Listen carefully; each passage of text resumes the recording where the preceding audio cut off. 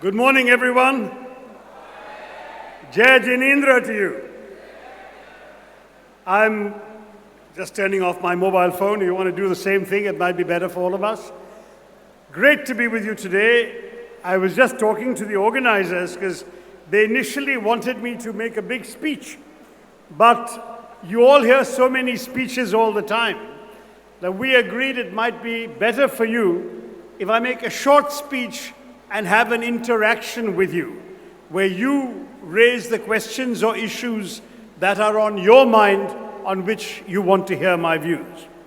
So if that's okay with you, is that okay with you? I'll say a few words on the topic they had asked me to address as I have the opportunity to inaugurate the very first JITO Youth Convention here. They asked me to speak about youth empowerment, and I'll be very happy to do that briefly, and then we'll have an interaction. In fact, I must say that when they asked me to speak about youth empowerment, I said, what a strange thing. First of all, I am already a senior citizen. How can I speak about youth empowerment? And particularly being a politician, I almost feel disqualified because we politicians are notorious in India for talking about anything but not doing very much about it. So how can a politician talk about youth empowerment when only 2.2% of the MPs in India are below the age of 30, and only 1 in 4 MPs in India, actually even less than that, 22%, are below the age of 45? I know that you stopped the JITO youth group at 36. Well, that's not a bad number because 2/3 of our population in India is under 36. So the JITO youth organization is actually the majority organization in this country. You are the majority, 2/3 of the majority, and yet we just don't have, we don't have enough people. We are 19th in the world's list of MPs below the age of 30, and the present Lok Sabha has the lowest ever number of MPs below the age of 40. So it's so strange. We have the highest number of young voters and the lowest number of young MPs. And the world record for the largest gap between the average age of the population and the average age of the cabinet is held by India. What a world record for us to have. Huh? In fact, when I came into politics, I was already past 50, but I was emboldened by Shri Atal Bihari Vajpayee's famous statement that in India, a politician is only born at the age of 50, becomes a teenager in his 60s, and a young man in his 70s. So my youth is still ahead of me. That's why I can talk about youth empowerment. But I wanted to say to all of you that there is no question. Sanjay Dhariwal spoke very well about youth entrepreneurship, youth business. I want to say that youth in politics is also worth bearing in mind because many of you, people from the kinds of families that you come from, that I come from, that many of us in this audience represent the educated professional classes in this country, we tend to abdicate the world of politics to others. We tend to say, we have to study hard, pass our exams, do well in our family business or our professions, whatever they are, but it's those who don't pass the exams who are going to go into politics, right? That's the usual attitude. But the problem is, these people who go into politics are the very people who will make the decisions that will influence your lives, that will decide how many taxes you pay, that will decide what sort of opportunities you have, that will decide whether your business is thriving in a conducive environment or in a hostile environment. These politicians are either making the decisions or allowing the bureaucracy to make the decisions for them. And in the result, your lives are being affected. Why would you stay away from wanting to influence these decisions yourselves. It seems to me that what you want to do is to be aware of what's going on in our country's politics. You wouldn't dream of running a business without knowing how to run the business, knowing about the product you're making, knowing what the market is like, knowing what the consumer wants.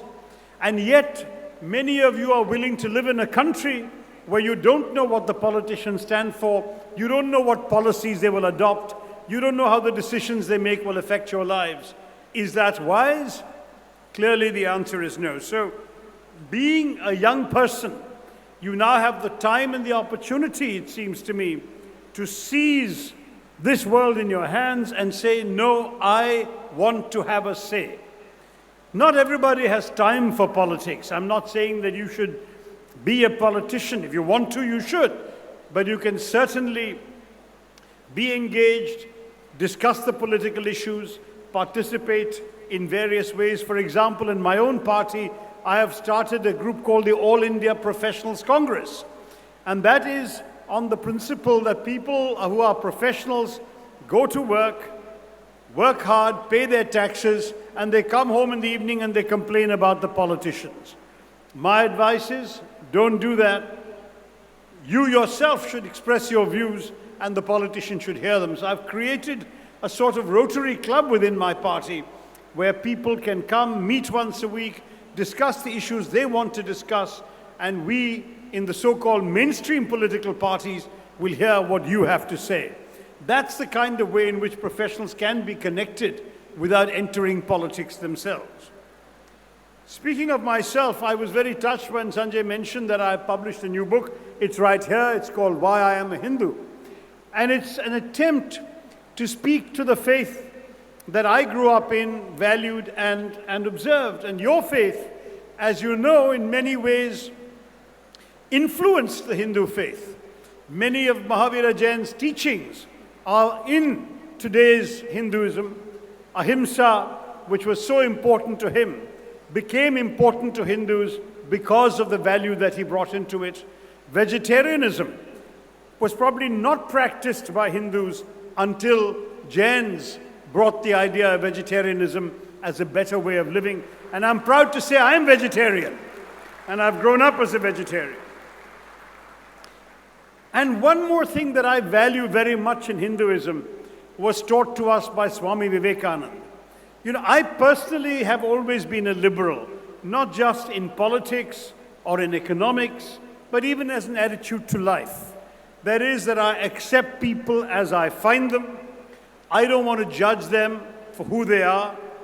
They should be free to say and do what they wish to say and do, and become what they wish to become, as long as they don't harm others. If they don't harm others, let them be what they want to be. That's been my attitude. And so when Swami Vivekananda said that my religion teaches not only tolerance, but acceptance, it said a lot to me. Tolerance, you know, is a virtue, it's a good thing, no one says it's wrong. But tolerance at bottom is a rather patronizing idea. It says, I have the truth, you are in error, but I will generously indulge you in the right to be wrong.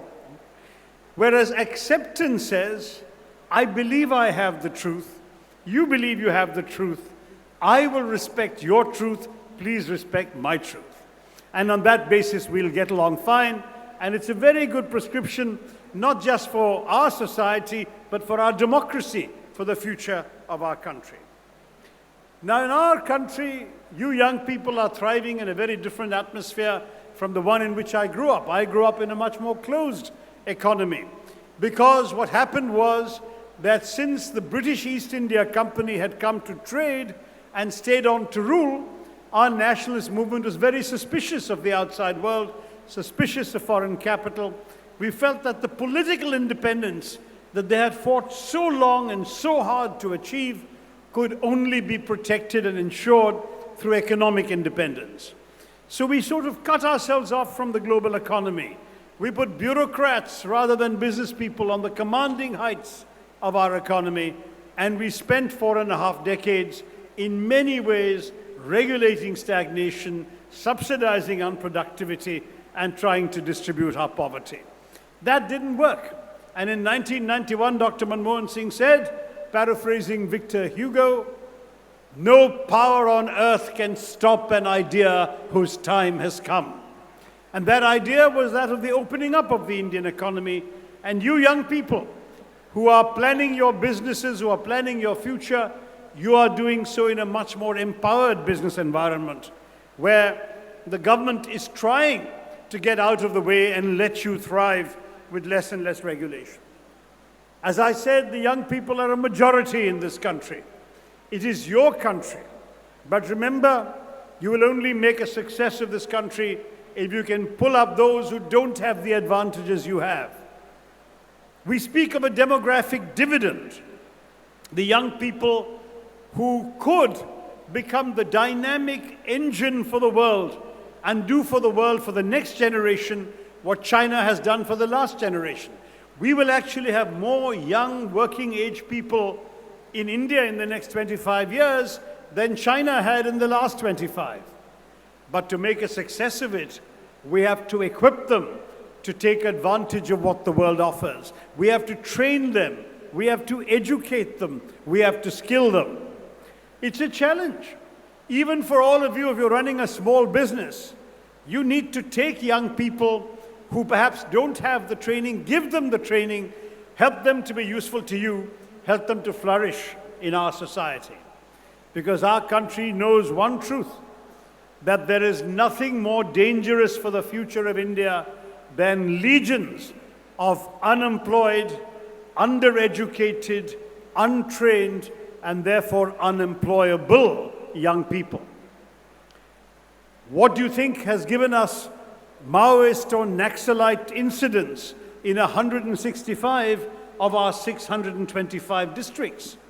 What has done that, sadly, is precisely there are so many young people who feel they have no stake in our economy because they are not equipped to take advantage of what the economy offers. This is not a job for the government alone. It is also a job for each of you in your businesses, in your lives, to empower them by giving them the skills and the tools to work with you and therefore stay away from the blandishments of the dangerous ideologues with 1,000 rupees and a Kalashnikov who are beginning to disrupt our country's future. You will not flourish if India is on fire. So you have an interest for your own future, your own families, your own businesses to make sure that all of India, the poor, the unfortunate, the deprived, the marginalized, are also equipped to take advantage of the new world that you are going to build, you the young generation. I am a great believer in the youth of India. I know that we don't do well in world rankings on youth empowerment. There was a report, an international report of 183 countries. Your generation is called Generation Hope. And out of the 183 countries ranked for youth empowerment, India is only 133rd. That is terrible news. We have to, more than the ease of doing business report, I want India to be ranked high in the youth empowerment report. I want you all to feel empowered. I want young people to have an opportunity to get the jobs that they need so they can make a meaningful contribution. That means they need the right education. We boast about producing 5 lakh engineers, 500,000 engineers every year. But do you know that 80% of them either don't get a job or end up in a job that does not require an engineering degree? What a waste of an education. But it's partly the fault of the parents who keep telling them, we want you to be an engineer or a doctor. It's an extremely worrying thing. Just this morning, this afternoon, you saw this robots coming, carrying the shawls with which I was garlanded by the hosts of the day. But I was not happy to see that robot. In some ways, I was happy because it is a reflection of Indian technology in the 21st century. But in some ways, I'm unhappy because robots, according to a World Bank study last year, are going to take away 69% of Indian jobs which will go to automation. In America, they're talking about the driverless car. What will happen then to the 25 million Indians who have no other profession but driving? How will they live? How will they feed their families? If these robots are going to come, where are we going to get the jobs for our young people? Even in the field of IT, there is a report from the US that says that in India, 6.5 lakh low-skill IT jobs will be extinguished in 3 years by 2021.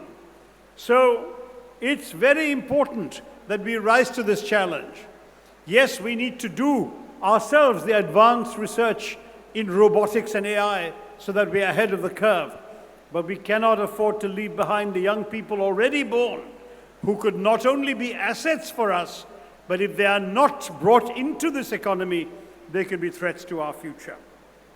There is a great deal more that I wanted to say, but I'm going to try and end here because I really want to hear about all of you. 2 last thoughts. One is, in my view, entrepreneurship is extremely important. There is no question that all of you as young, bright entrepreneurs, or most of you are young, bright entrepreneurs, you represent in many ways the future of India. The fact is that as young people, you are part of the startup revolution that has started here, in which the average age of an Indian person who's doing a startup is 28. That reflects the entrepreneurial spirit of our youth. 72% of all of India's startups have been started by people under 35. Female entrepreneurs are multiplying. In the last 2 years, the number of female young entrepreneurs has gone up by 50%. I'm proud of our women. I know you have a women's conclave coming up. It's so important to make this work. They call you the millenniepreneurs, entrepreneurs from the new millennial generation. All of you can take the risks, can come up with the bright ideas, and you know what your own generation wants. You can transform the country. The final point I want to make is, I'm in favor of encouraging young people to get into parliament and get into government. You know, in India, you can vote when you turn 18, but you can only contest an election when you turn 25. Why should that be? Why can't we have the ideas of the 18 to 25-year-olds coming into our parliament, coming into our fussy politics dominated by old people? You know that in Sweden, the Social Democratic Party there has a 25% quota for candidates under 25. And we don't have a single candidate under 25, any party. To my mind, I would believe in women's reservation, but I also believe in young people's reservation. I want to get some young voices of people under 30, even under 25, into our parliament. So at the end of the day, remember one last thing, that you have to be living in this globalized world of the 21st century. Be prepared to interact with people who don't look like you, talk like you, think like you, dress like you, or eat like you. But they are also part of your life. They're your consumers, your customers, your clients around the world. Work with them. This is a more and more integrated world, the opposite of the world in which I grew up and reached your age. So I want to say to you, every year we're adding 5 million young adults to our population. They need to be empowered. You too can play a role. Prime Minister Modi said, be a job creator and not a job seeker. I will say, you must be empowered so you in turn can empower other young people. I'm going to wish you all great success. I want to end with a short poem that I didn't write. Yesterday, my book was unveiled in Chennai by this wonderful humanist, philosopher and writer, former governor of West Bengal, Mahatma Gandhi's grandson, Gopal Krishna Gandhi. And Gopal Gandhi wrote a beautiful poem some years ago about an idea that he called tehzeeb.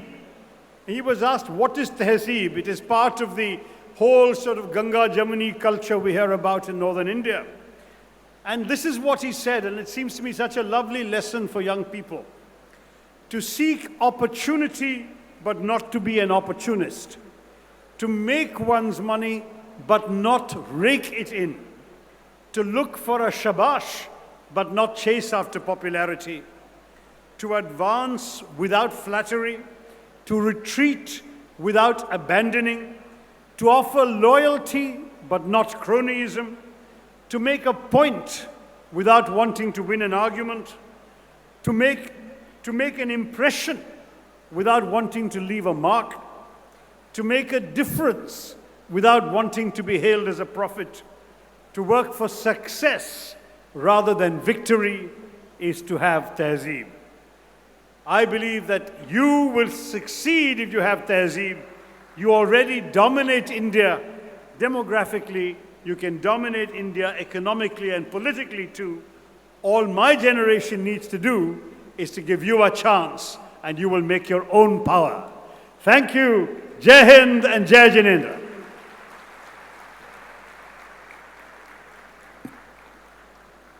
So if there are questions, how shall we do it? Should we do it from here? Somebody is going to ask? All right, I need glasses to see, and here's an interesting new innovation. I don't need to wear my glasses all the time, because to look at a distance, I need them, and I don't do it that often. But now that I need to see you, I'll just click them into place with a couple of magnets, and I can see you at the back. So who's going to raise their hands and ask questions or comments? Yes, sir. Is there a mic? Go in the center. Oh.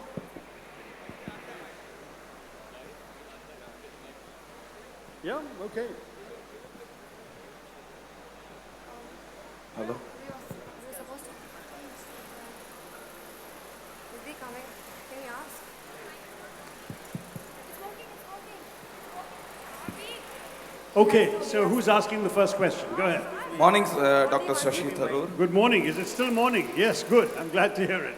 I've been here a while. You have touched about the engineers, how 500,000 of engineers are produced in India every year. That's right. Yeah, so why in last 70 years the government could not do anything better to raise the level of education in India? This is a very, very Excuse me. She wants to. difficult question to answer, because in many ways it did, and in some ways it didn't. When the British left us, we were left with a literacy rate of just 17%. Only 8.8% of Indian women could read and write. So you put 12 women in a room, only one of them could read and write. That was how bad things were in 1947. So the education challenge was huge. And what successive governments did followed a catechism of expansion and equity.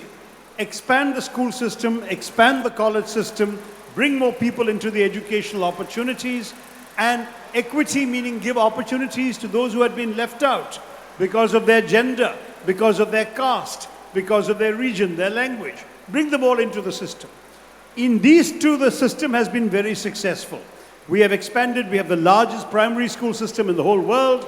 We have, I think, Smriti Irani is coming later. She has been an education minister. She can tell you the latest numbers. We have expanded very well. And by and large, we have made progress in equity. We have brought in the scheduled castes and tribes into the system. We are using distance education to reach people who cannot leave their homes because they're disabled and so on. A lot is happening. Where I think we have not done so well is in the third E, which is excellence, and the fourth E that I added when I was minister, which is employability. Excellence has not worked so much, unfortunately, because the emphasis has been on basic education, but not enough on high-quality learning outcomes. And I think we needed to do better there. We have some elite institutions like the IITs, which are equal to the best in the world, I think, in terms of the quality of their students. But these institutions of excellence are islands of excellence floating in a sea of mediocrity. And that is a great pity. And then employability. As I told you, we're producing all these engineers, but companies don't need them. There is a mismatch between the needs of the market and what the educational system is producing. So we really need to be able to ensure that there is much more interaction between the higher education system, the academic world on the one hand, and industry and business on the other. So we can produce people whom employers want. It's so amazing, you know, there have been studies in the last few years by FICCI, by ASSOCHAM, by CII, and the majority of employers, ranging from 62% to up to 80% say they are not satisfied with the quality of human resources available to hire. Not satisfied. Many of them, companies like Infosys actually will hire people and then give them a one-year education in a campus in Mysore that looks like a university campus to make up for what they should have learned and didn't when they were at university. That's how, in many ways, employers feel that the system has failed them. But having said that, it's also true that in our country, a lot of learning takes place after you leave the university. People learn on the job. We have people who in many ways are self-taught. Nothing wrong with that, provided it can be systematized, provided it can be done efficiently. I would personally challenge the private sector. Just as Infosys is giving an engineering education in IT to people who already got a degree and should be theoretically ready for employment, why can't every company beyond a certain level, let's say earning more than 10 crores a year, why can't you set up your own skill development center in-house, not only for your employees, from people from the street. Train them. Those who have talent and ability, you can hire yourself. Those who don't will at least get a diploma that makes them employable in the outside world. Why leave everything to the government? I think many in the JITO should be in a position to play their own part, because you can't talk about empowering young Indians until you also skill young Indians. And we all have a responsibility to do that. Hello. Sir, this side. Okay. Hello. Which side? This side, sir. Left side. Sir. Yeah. One second. Okay. Check. Say, Yeah. Mr. Tharoor has to leave for his other program, so he will just take few questions. So I would be happy if one questions come from the lady side, one from the youth, and one from here. Okay. Hello. Right, Please okay. go ahead. Thank you. Hello. All right, go ahead. Yeah. Pranam. Pranam. I am Ramesh Gandhi from Pune. Sir, we all are talking about the economic empowerment. And we want to empower the youth also in the economic reason. Right. But I think now the time has come. India has got a lot of values-based education systems. So why can't we now talk about the happiness index instead of economic index? And why don't we introduce this happiness index? Because that is the ultimate. Okay. If happiness has to come, economics will follow it itself. Okay. So what do you say, sir? I say that you are both right and wrong, my dear Ravi. Yeah. First of all, you are right because we do need to measure elements beyond simply GDP and output. The Bhutanese invented this idea that instead of gross national product, why not gross national happiness? Yeah. Because they were saying, for example, if you cut down the trees in a forest, your GDP goes up, but your environment goes down. So it actually subtracts from your country's environmental happiness while increasing your GDP. They say that's a bad thing. So in Bhutan, they don't let you cut down the trees in the forest, and they have a score for gross national happiness, which goes up. The more trees that are planted, the more trees that grow. Now, all that is very good, and we need some of that in our country too. We need to measure how the environment is protected. We need to measure how children are being educated. We need to measure the end in violent crime. All of these things should be reflected in a measure of happiness. Yeah. But happiness alone does not fill your stomach. And why we need economic growth also is because poverty, you're right that we must address the poverty of the spirit, but the poverty of the spirit and the poverty of the body are both there. We speak, for example, in our country of terrorism, but we forget the daily terror of hunger, of ill health, of distress that so many poor families face. Similarly, we want to address the right values, we want to create a better society, but there are still 26% of our people who are living below the poverty line, and the Indian poverty line is drawn barely this side of the funeral pyre. These are people living a miserable existence. We need to first get them up to a basic level of decency. So my suggestion would be we keep both indexes going. We keep the GDP numbers, per capita numbers, economic growth numbers, and we target those, but we try and also keep the national happiness numbers to ensure that what we are doing to end poverty does not create social unhappiness. So we can keep both going together. So what I want to say is, one should start the national debate on this, okay, people will give me input. And my belief is, if we are targeting the happiness index, each and every neighbor will help another who is not fed. And this is the Indian culture. The Indian doesn't want anyone to be, starving. Correct. Okay. So the Indian values will definitely help the people who are underprivileged. Very good. Okay. So once we have this thing, definitely this, if we make an national debate, a lot of thinkers will put their ideas and see that the happiness index will bring the prosperity to the country. Excellent. Thank you. Good morning, doctor. Whoever has the mic, I'm Here, afraid. here, doctor. Sorry. Yeah. Good morning. Congratulations on a stupendous success, and thank you for gracing the occasion this morning. Thank you. Just want to know your views on what's your thought process when somebody says it shouldn't be government's business to be in business. The reason why I ask you that is because of all the recent developments, because we see a lot of pilferage in the system, bureaucracy, red tapeism, and then we see a lot of taxpayers' money going down the vein. So, what are your views on that? Because now, I mean, we have come a long way from license Raj and protectionism to a globalized free world. So please share your views on that. Thank you. Well, here I want to stress that I'm agreeing with you in a purely personal capacity. I am an MP, but I don't always speak for the party, and I'm not a spokesman of the party. So as an individual, I want to tell you, I agreed with Mr. Modi's line in that election speech of 2014 when he said the government has no business to be in business. But unfortunately, he hasn't got the government out of any business. The government is still doing everything from running hotels, airlines, manufacturing condoms, manufacturing consumer goods. I don't think the government should be doing that. Those things should be done in the private sector. As for the banking system, my party would have a problem with privatizing. I certainly think we need to look at greater efficiencies in the banking system. But privatizing banks might remove the element of social responsibility from the banking system. I agree with you that some of these problems happen because in the public sector banks, the work culture is a sarkari naukri culture. It is not the culture of the private sector, and therefore many issues were not properly attended to. And I do want to stress that I understand your concern. Somebody else is speaking here at the same time. I do want to tell you that I assure you that this is fully understood, but at the same time, before we give up on the public sector banks, we should try and see if we can make them more efficient. Questions, no political questions, sir. Okay, so the short answer is, yes, government need not be in business, but we need to ensure that they function more effectively when they are serving the public. Hello, Mr. Shashi. Hello. Okay. Yes, the Hello. lady who has a mic. Yeah. No I'm idea. Good morning. I'm Madhu Jain from Hyderabad. Hello. Sir, just a minute.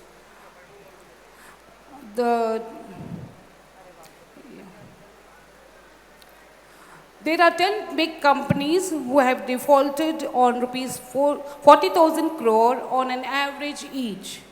One loan default, if recovered, can pay for complete employment guarantee for the whole country for 1 year. Primary health care for 80 crore people.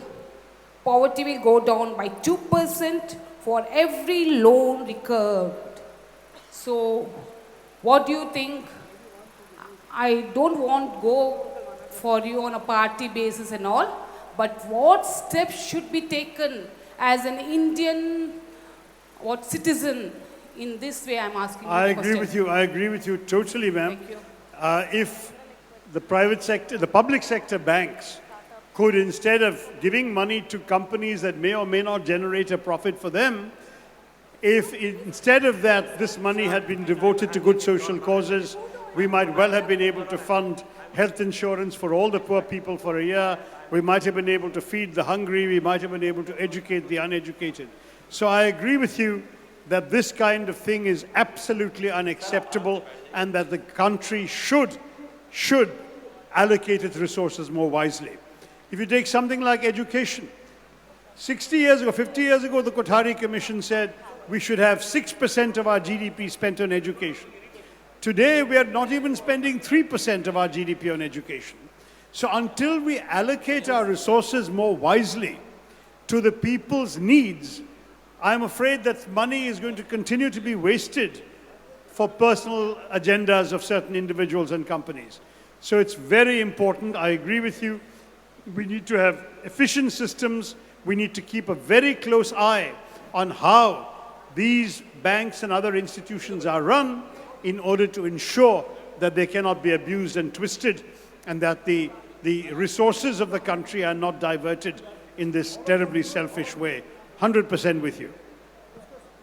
Hello, sir. Yeah, I'm Antrik Statia. We represent the youth wing. Great. And that's the conference here. yes, of course. Entering into the Indian politics is little discouraging, and there's a lot of controversies around it. That's true. How would you inspire us and guide us to enter into a politics? And probably we enter into a cleaner politics and more execution-oriented politics. Exactly. Well, look, let me point to my own example. From the... I beg your pardon? Good morning, sir. I just have an add-on to make since I have Yeah. been following you. I know that you have served in the UN for almost 3 decades, and you have also been the Minister of External Affairs. I wish to know, as being an aspiring diplomat, which field do you find more interesting? Is it the IFS services in the India or the UN diplomatic services you have served for? Well, these are very different worlds, as you know. I mean, the fact is that in the UN, one had certain interesting challenges, which I found extremely interesting and rewarding. One was working in an international environment, but though we came from different countries, had different backgrounds, different religions, different colors of skin, different passports, we dreamt the same dreams and tried to fulfill the same objectives. In many ways, the Indian adventure is the same adventure. It's people of different backgrounds, different religions, different colors, different languages, different habits of dress, trying to come together in order to serve a common purpose, a common interest. And that is one thing we have in common. The big difference is, of course, here we are serving the interests of one country, whereas at the UN we try and serve the interests of the whole world, all countries. And it is therefore a very different world. Also, politics, as the first question asked, is a very different profession. There are, as he said, controversies, backstabbing, all sorts of the stakes are high for people. Many people in our politics have devoted their whole life only to politics, and they don't have enough anything else to keep them occupied. And in that process, therefore, politics often becomes a winner-takes-all system, where people are really anxious to bring other people down so they can go up. That's not my instinctive style. I think that in this world, there is enough for many of us to succeed at the same time. That's always been my philosophy. I don't need to see somebody else fail for me to feel I'm successful.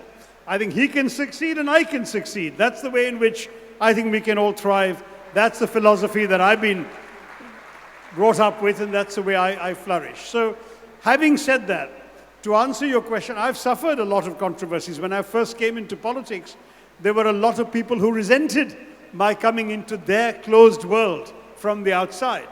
And I had a lot of stab wounds in the back. But, you know, at the end of the day, when you go to college, you young people, you often have to go through ragging also. So when I came into politics, I went through a terrible form of ragging. It was rather unpleasant. Some of it still endures. There are more lies about me on social media and in the public space than, you know, my mother, poor lady, still sometimes bursts into tears. Why did you go into politics where people say such bad things about you? Why do you want to do that? So I know it's not easy.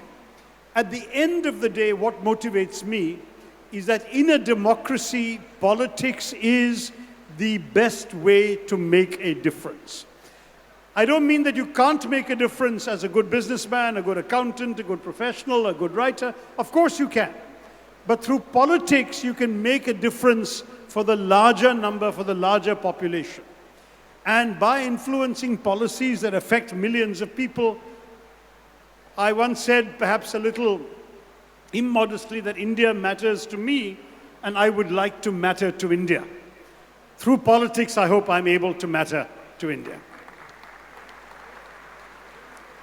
अगर कोई हिंदी में भी प्रश्न पूछना चाहते हैं तो मैं हिंदी में जवाब देने के लिए तैयार हूं, जैसे आप चाहते हैं. Hi. एक आखिरी प्रश्न. I just wanted to ask one question towards your right side, sir. Yes. That artificial intelligence is supposed to sweep away many jobs in India after 2020. So we what's have. your comment on that? You said youth empowerment, unemployment and all, but artificial intelligence is going to take a major stake in It's already having an impact. You know, it's very Absolutely. worrying So what's that your comment? artificial intelligence is making inroads into some of our recent successes. I'll give you a couple of examples. India was, till recently, in fact, it technically still is, the world leader in something called medical transcriptions. A doctor in America sees his patients all day. At the end of the day, he dictates his notes. The notes are then zinged over to India, where somebody with a medical education who understands these terms types them up in Indian time while the American is sleeping. The American doctor comes back to work in the morning and all his medical notes of his patients are typed up. This is a medical transcription business, huge business, more than $1 billion and very successful. India was the world leader in that. Today, in America, voice recognition software has reached a stage where the doctor no longer needs to send his notes to India. He buys the software, dictates it, it gets automatically screened on his machine the way he wants it. He can see it himself and clear it. So that is one big problem. MRIs in hospitals in America used to be read by qualified radiologists in India. Today, those MRIs are being read by artificial intelligence machines in America. They don't have enough radiologists, but they now have the machines to do it.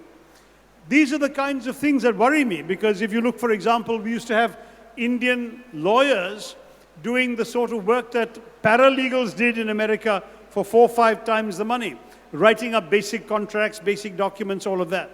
Today, artificial intelligence is doing that. They don't need the Indian lawyers anymore. So artificial intelligence is genuinely affecting jobs in India already. Now, these are very few jobs.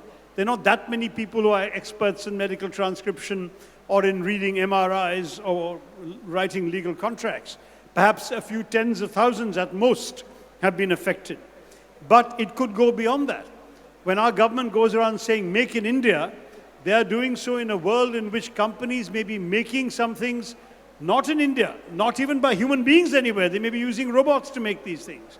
So how will anyone come and make in India? These are genuine concerns that all of us have today about the future. Part of the answer lies in our own people training themselves to be indispensable in the world of automation. Remember that in the old days, when there were silent movies, when a soundtrack was invented and you had sound in the movies, you know that thousands and thousands of musicians lost jobs because every movie theater everywhere in the world had an orchestra playing live music while the silent movie was being screened. And all these violinists and drummers and trumpeters and so on lost their jobs. But no one says you shouldn't have sound in the movies, right? We just adjusted. They learned different jobs, different professions. Some of them remained unemployed. It's part of the challenge, the human challenge of automation. But we will have to now find new skills and new technologies. I read a study that said that the people today who are under 30, 30% of you will be doing jobs in 10 years that don't exist today. The jobs you are going to be doing don't exist. People are going to think about new kinds of jobs that come in, just as a computer serviceman job didn't exist 20 years ago. Similarly, there'll be jobs coming up that frankly, we can't even conceive of today. So there is always hope, but we do need to reorient our education, keep up with the latest technologies, put Indians. You know that many of the AI experts in Silicon Valley are actually Indians working for American companies. Let's get Indians working for Indian companies in India to do a lot of this too. Let's indeed, as the theme today says, let's empower our young people for the world of the 21st century. Thank you all very much.